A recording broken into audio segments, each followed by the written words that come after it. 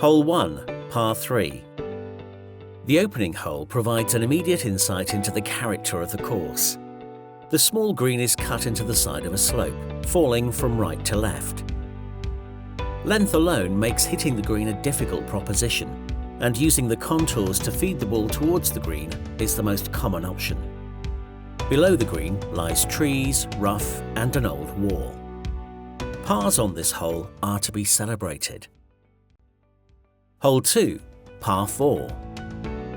The second hole is a short knock across a valley to a double green shared with the 8th.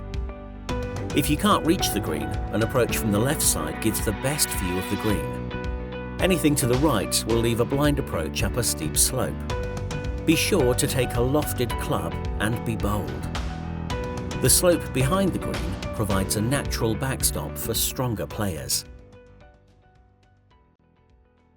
Hole 3, Par 3. After crossing the road, you face an uphill tee shot to a green nestled amongst trees and bushes. Take plenty of club, as anything short and left will tend to shed towards the trees and out of bounds fence. A ball leaking to the right will tend to kick back towards the green.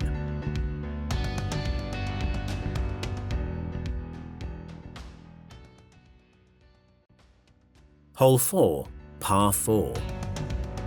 The fourth is an intimidating driving hole. Although the ideal line is down the right, a safer option is to stay left and accept a more difficult approach to the green.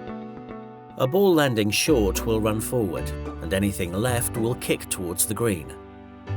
Do not miss the green on the right, as it's a very tricky pitch from below the level of the green.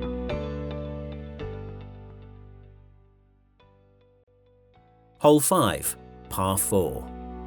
Although longer than the first and second holes, the elevation on the fifth makes it play very short. Bear this in mind when selecting a club. Players need to avoid trees on either side and a swale short and right of the green. Golfers of all abilities will be looking to score well on the short Par 4.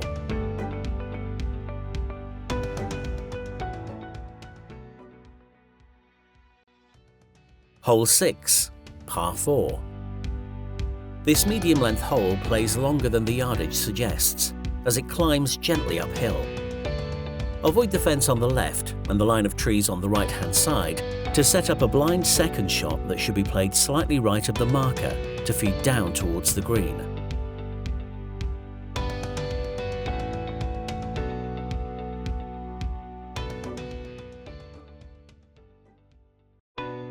Hole 7, Par 3.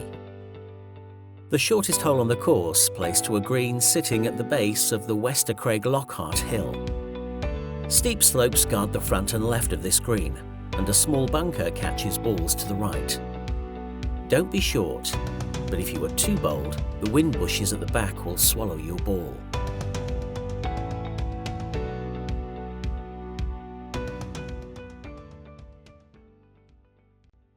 Hole 8, Par 4. The 8th hole is a dogleg with a wide fairway which turns to the right at around 230 yards. Avoid the greenkeeper's yard on the corner, then play up towards the double green. The road is deceptively close, and a steep slope on the left makes this a tricky green to hit. Be bold and take enough club.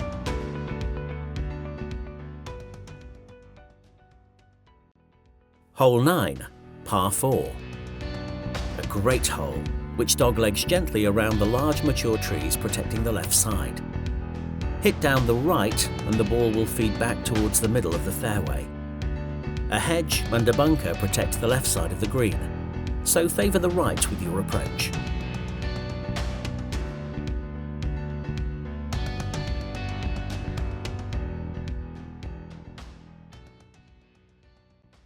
Hole 10, Par 4. This short Par 4 plays up the slope, with the clubhouse on the right. Avoid the fairway bunker and copse on the left, then take enough club to bypass the large bunker, which sits short of the very sloping putting surface. When the green is fast, being above the hole is not a good idea.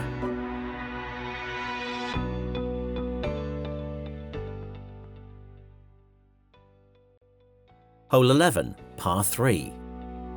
The 11th signals the start of the Merchant's Amen Corner. It's a blind hole, so playing the tee shot slightly right of the marker will see the ball safely feed down onto the green, which is set in a bowl.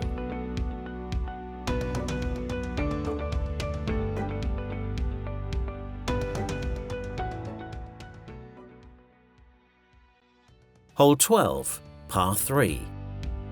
An uphill par 3 with out of bounds on both sides. If you are in doubt, play slightly right of the marker, which will leave a chip up the green. Otherwise, go for glory and hope for the best.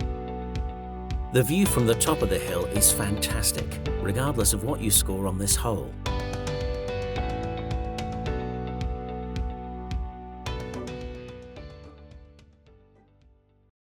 Hole 13, par 3. This dramatic par 3 has a large change in elevation, with the tee shot soaring over the trees and bushes to the green below. A well-struck shot appears to hang in the air for an age. Judging the wind and avoiding the 2 greenside bunkers are essential on this hole, and pars are definitely to be celebrated. Hole 14, par 4. A beautiful short dogleg round the boundary wall and large trees on the left. Do not try to bully this hole. Play whichever club reaches the corner. Avoid the large bunker short of the green at all costs, even if this means playing to the left and accepting a short chip. You have been warned.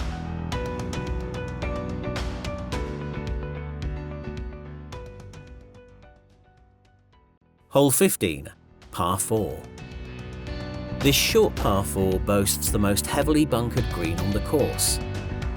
Your tee shot should be placed down the left side, thus avoiding the trees on the right and affording you the best route to hit the putting surface. Given its diminutive size, any ball on the green is a great birdie opportunity.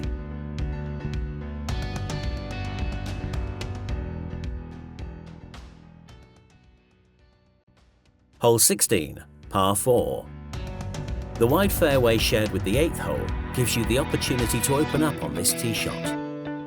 With bushes protecting the left, a bunker and trees guarding the right, accuracy and bravery is required to hit this green. The long, slender, 2-tiered putting surface is a challenge in itself. Par is always a good score here.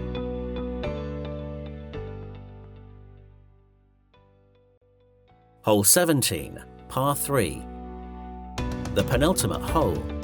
Tee shots directed toward the left-hand side give you the best chance of a good bounce back towards this semi-blind green.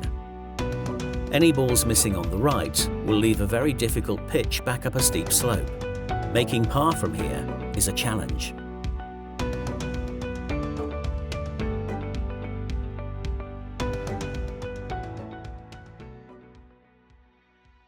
Hole 18, par 4. The last hole is a classic risk-reward hole.